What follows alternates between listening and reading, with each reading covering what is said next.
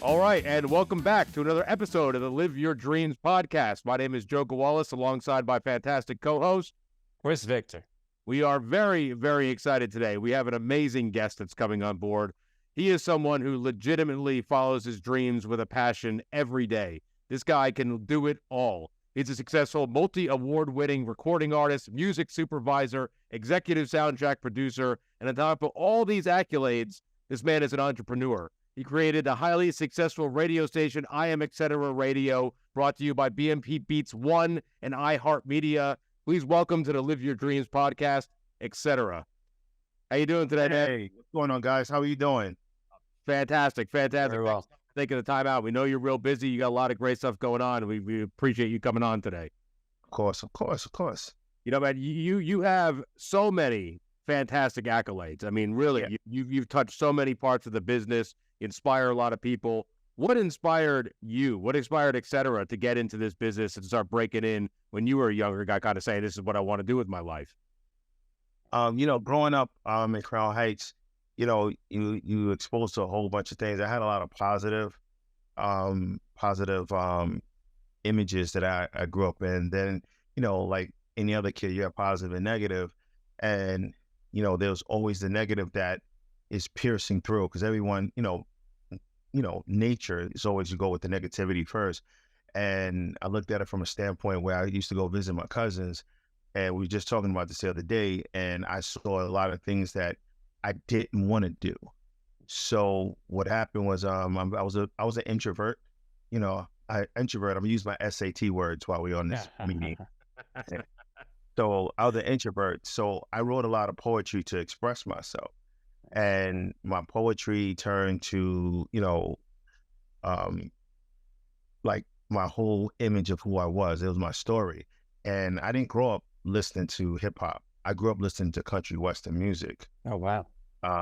So like my favorite artist, everybody has a Dolly Parton, Kenny Rogers, but my favorite artist was Glenn Campbell. He had a couple of joints, and I know most people know him for this song Rhinestone Cowboy.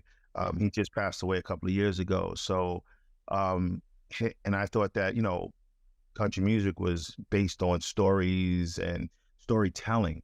So that's what got me into it. That's how I spoke to females, basically, because I wasn't a drum machine. They just had a guitar.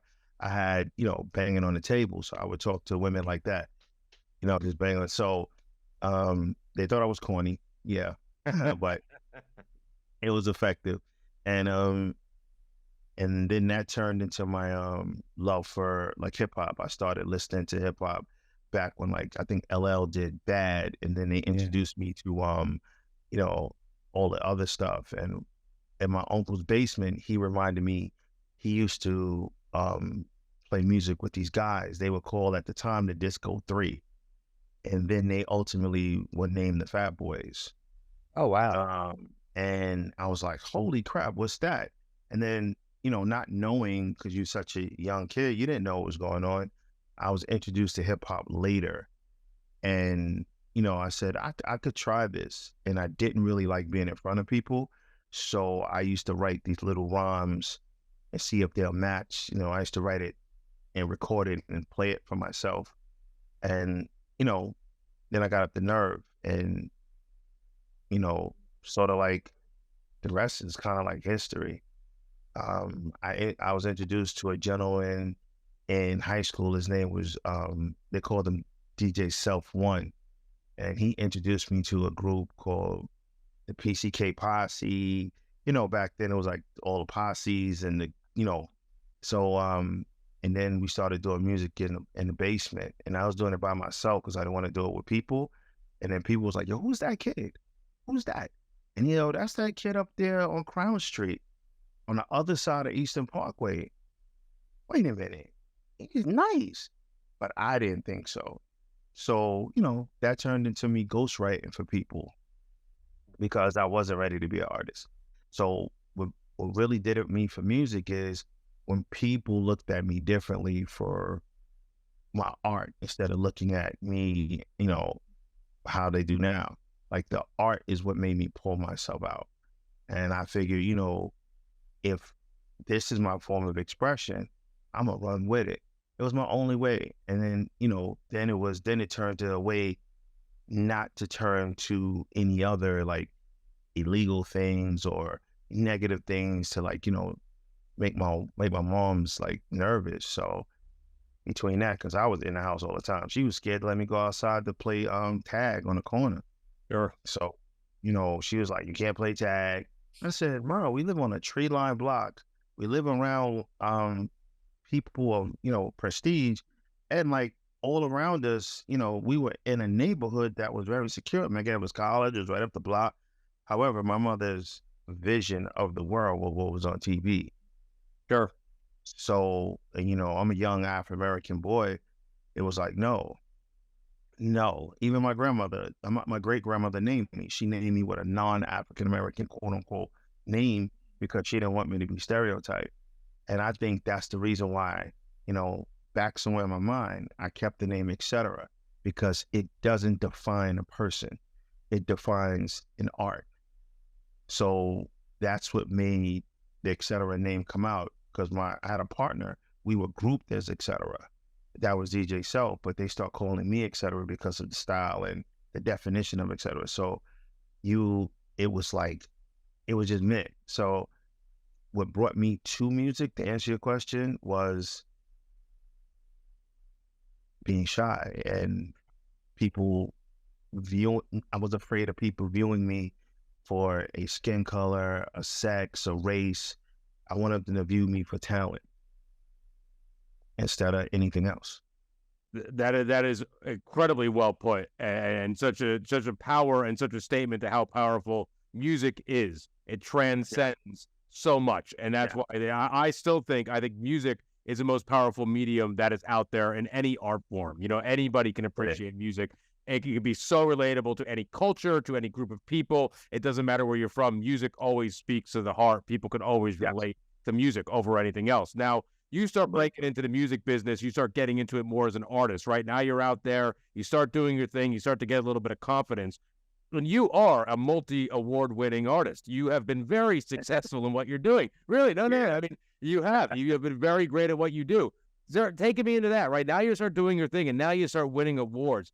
Does that shyness still kind of come out a little bit at that point? Are you saying, all right, I'm confident in who I am as a musician, as an artist? Or are you still saying, you know what, it's still going to get a little nervous? Well, to rewind a little bit, I'm a writer first. Mm-hmm. Like I'm a writer first. Like I write poetry, I write songs.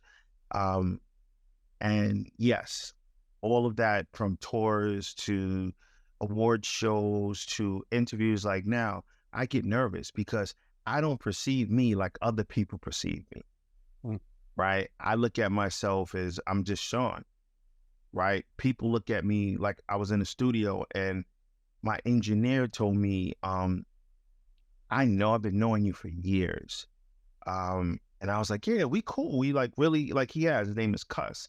He's done every artist from engineered every artist from Mary J. Blige, Keisha Cole, Christina Aguilera, I mean, everybody. And he's like, I know you don't see it, and I've known you for a long time. You don't see it, but you're a celebrity. You may not see it, but you're a celebrity. When you walk out, people turn. When you walk out, people want your signature. When you walk out, people want to take pictures with you. When you walk out, people turn. I don't see it that way. I'm still a kid from Brooklyn. Yeah. So people turn. I'll be like, yo, what's going on? We got to get up out of here. Right? I don't, that I still get nervous. I get nervous every time I walk on the stage. I get nervous every time I write a song. That's why it takes me a little bit to write songs, because I'm very detailed. I got, I'm a little OCD when it comes to music. Like, I think music is permanent, and no matter what you say, over a course of the years, people quote my verses. People write my verses on their arms, tattoos. Yep. So if I write some foolishness, I don't want foolishness being permanently tattooed on somebody's arm. I don't want foolishness to being permanently tattooed, when they type in song lyrics and you be like, what did you mean by that? So I'm very detailed and I'm very school orientated, because I use music to go to school. And now I use music to transcend across the world. Like, I never thought music would be this long. However, I never thought I would be as multi-diverse as I am, because I deal with certain artists, I deal with certain people. And one thing I do is I say what I do and I do what I say, and I'm very honest and true. And people like, being like that, you're not gonna last long. Well, about a million records later, talk to me about that. Yeah. Right? So I believe in honesty, and one of the things that my mantra that no one really knows but people know is humility. Absolutely. Yeah, you're absolutely right. I mean, you are always such a humble person anytime we speak to you, and always straightforward, but always respectful, direct. Really, it's such a rarity in any form of especially the entertainment business, to find somebody like that with your integrity. Joe. Terrible, Joe. You know what I mean? Like, are you kidding me? I mean, and then again, music starts to transcend you across different types of the genre, the entertainment business. And now you're finding yourself not only as a multi-award-winning artist in your direct field, now you're getting involved with music supervision. You're getting involved with creating soundtracks for films. It brings you into the world of film. How did you get about doing that? Because that's fascinating. You have a lot of credits under your belt at this point. Well, one of the credits I have to say is for this incredible movie called Bare Knuckle Brawlers, right? This incredible movie, and I'll jump around, but I want to use this movie. It was an amazing movie by this gentleman named Joe Gralis. He gave me the opportunity to do this soundtrack for this movie and the source music. And the funny thing about this thing is, I went with all rock and alternative music. And that's what I've always loved rock and alternative. My first record I did called City of Churches with a gentleman named UG, that stayed on the chart for 37 weeks. Yeah. Right. And it was one of the, I'm not one to say, oh, want this is soulless, because everybody always respects finance. They don't respect the process. So if you don't know what it took for it to go this level of status of record, so I'm letting you know it stayed on the chart 37 weeks. You figure it out. But with a song I did called Brawler, it was like one of the most highest stream records. What happened was it was recognized by the Academy, the Oscars. Yep. That's absolutely. A couple of weeks later, I called up and I said, Joe, guess what? And he was like, why? I said, I want this movie, this song they want to put for consideration for an Oscar. However, I need this movie. And we I know, Joe, you know the story, but I'm saying it loud. Bare Knuckle Brawlers, we went through the whole rigmarole. I gave Joe, all the information, and we crammed it in. Unfortunately, we didn't make the cut because of the time frame. Yeah. However, I still got the letter saying that we love the song. We consider it for anything you do from this point on can be submitted. As long as you're a part of it, can be submitted for an Oscar. Like, that was huge to me. Like, I was the biggest, happiest disappointment I've ever had in my life. That's fantastic. Like, holy crap. Right? And it was all because of a film and an opportunity. And I could have said, you know what, forget it. But I've extended that opportunity because that also extends to Joe. That whatever he does from this point on, if I'm involved or not, can be extended for Oscar consideration. That's awesome. And I know he didn't know that, but I was waiting, but they gave me the whole letter and everything. And then with that, they gave me a film distribution deal, knowing in the combination of it. Now, I'll be honest with you, I'm very truthful. I don't know what I'm doing. However, I wasn't going to say no. Sure. So I formed this company, a derivative of Idol Music Group was a company that I had to form because the diversity of writing music, doing soundtracks, you had to form something. So I also formed Idol Media Group as a subsidiary of it. And now I have Idol Media Group, and I put all of the film and television stuff underneath that. Now, and that Oscar goes along with my accreditations. So I'm just a kid from Brooklyn. Yeah. And I've had two of the largest platforms from Grammys to Oscar, at least mentions in both worlds. And it seems like it goes a long way. Are you kidding me? That is as well deserved as can be. I mean, congratulations. Thank you again. Really, you are incredible. Yes. Really, everything you have accomplished, it blows me away. Everything you do is really you're above and beyond all the music you make, and just your integrity is always fantastic. I'm trying. Just thank you. I really do appreciate it. For every one song that you get, it's about 50 songs that's sitting on the cutting room floor. Yeah, Because I'm very, they can't stand me sometimes. They're like, yo, that song is hot, and that's not hot enough. That song is dope. It's not dope enough. That song is incredible. It's not incredible enough. Well, and that shows because you give yourself a parameter where you want to be as good as you can be. You're not going to half-ass it. You want to do it right. That's important because as soon as you give up that artistic integrity, it goes downhill from there. I always think, it does. It really does. It does. And if you, no matter what movie it is, it could be a independent movie to a major movie. I'm going to give it as if they're all the same platform. They're all major movies to me because there was a movie, and I'm not going to say the name of it. My former manager told me, you shouldn't do that movie because it has a certain lifestyle of people in it. And I was like, I would love to do it. It says, no, it would kill it's an independent movie. There's no budget. They're not going to give you a lot of money. I was like, okay, so what is it? I turned it down. I said, why you turn it down? I said, I want to do it because I saw the script and I was like, script is dope. Yeah. And it was an independent movie. I was like, okay, you don't want me to do it? He said, no, I already turned it down. Let's go on to the next movie. I said, okay. I'm sitting and the movie was Moonlight. Oh, shit. Yeah. Right. And I said, and that's the independent movie that won an Oscar. Yeah. So I was like, and he looked at the screen and was like, I'm sorry, bro. Yeah. And then it's like, and they said, we wanted you to do the movie, but your manager said no. And I was like, it's nothing you could really say because it's like, he's supposed to be a manager as your representative, but he did it for all the wrong reasons. And I was like, he represented me at the time, but I was like, it is what it is, man.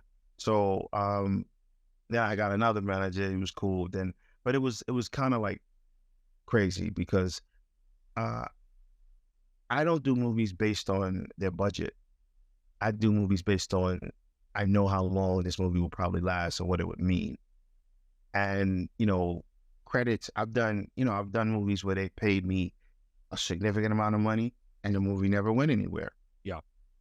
Major movies. I'm like, what do you want? Something that's going to come out and at least make a statement or something that's going to just be big budgeted and sit somewhere. So I don't really feel in my heart that you make music, you run after finances because, people always chase money. Money's always going to keep running. You're right. Right. So, and if you really who you say you are, money will always come. But nobody knows you. Right. Because I'd rather get 10% of $1 billion than 100% of nothing. Yeah. Yeah. Yeah. So I don't judge people on that. Even my features. One of my requirements is that, I know what they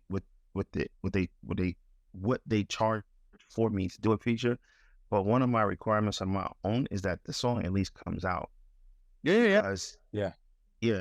It's a lot of people I know that's getting paid all this money to do features and no one never heard of it.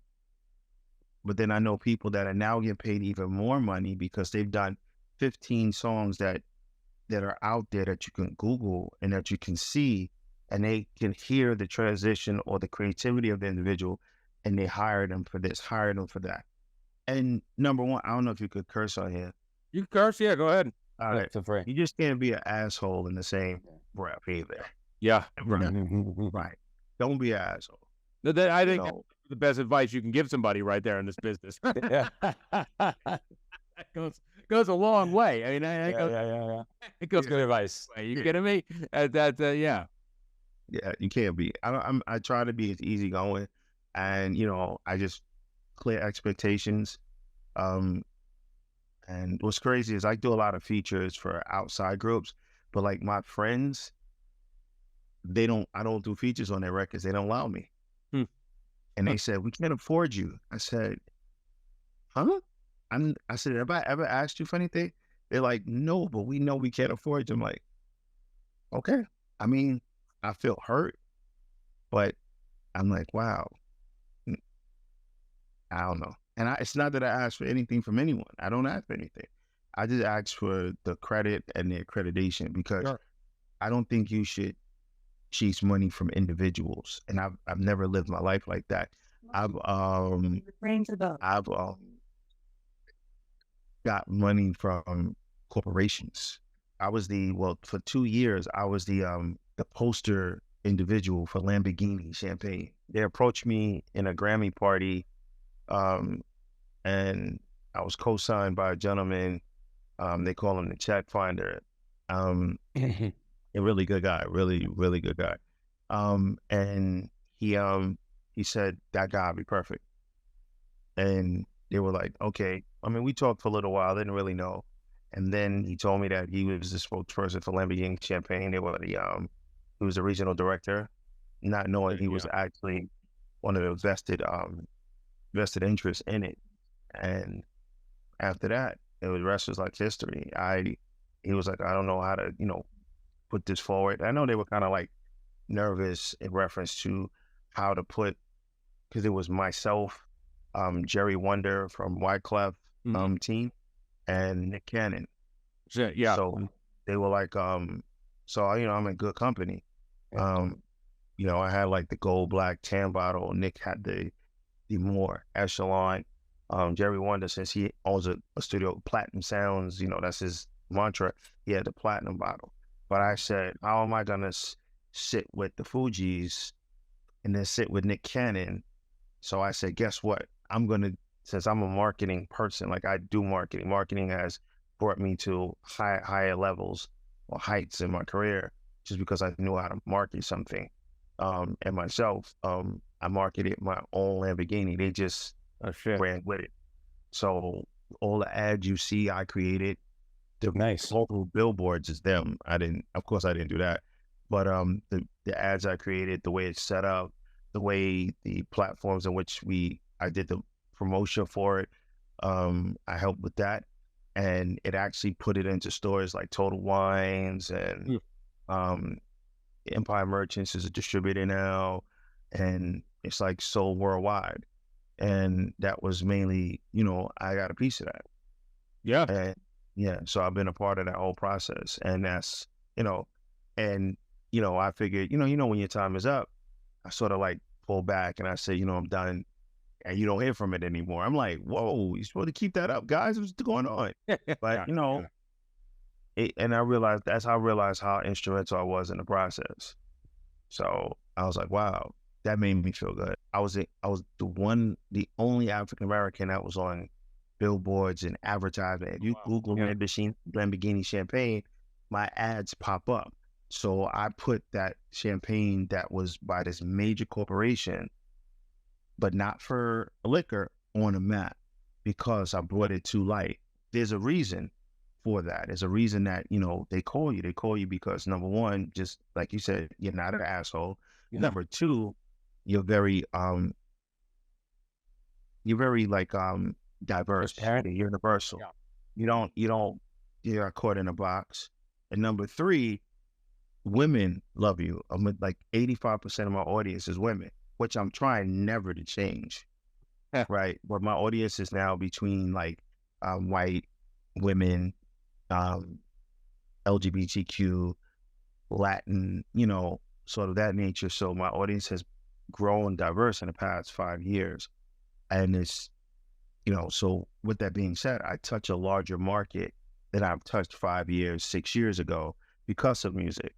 Like my last album, Character, was followed up by a song with Tory Lanez, was followed up by another song with Kaya Jones from the Pussycat Dolls, was followed up by another song, Be Way Up, that became like a platinum, a staple for like Valley Girls and, parties. Then I dropped one with Trisha Covington, which I brought it back with By Your Side, that became like the new Marion Meth record, All I Need.